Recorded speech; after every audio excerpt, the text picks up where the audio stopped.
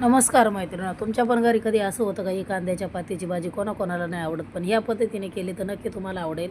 बघा, तर मी इथे काय केले, पातीचे जे कांदे होते ते छान असे साफ करून घेतले. ते मस्त हिरवी पात आहे, गावची पात आहे ही, आणि छान अशी धुवून नितळायला ठेवली चाळणीमध्ये. तर इथे मी जे पुढचे कांदे असतात कोवळे, ते छान कट करून घेतले. आणि मिरची आणि लसूण, मिरच्या मोडून घेतल्या, ते लसूण सोलून घेतला. इथे छान असं कढईमध्ये तेल टाकलं, मिरच्या आणि लसूण असं जाडसर वाटून घ्यायचं वाटण.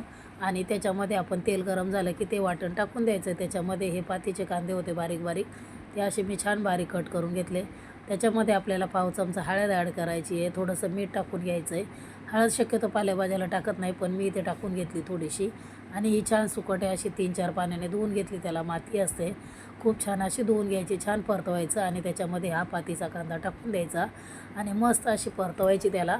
आणि परतवल्यानंतर स्लो गॅसवरती, बघा आपली कशी बारीक गॅसवरती छान अशी भाजी तयार होते.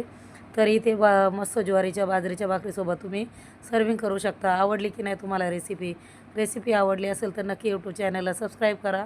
इंस्टाग्राम आयडीवर असेल तर इंस्टाग्रामला फॉलो करा. कशी वाटली कांद्याची पातीची रेसिपी, कशी नाही, नक्की सांगा कमेंट करून. बाय.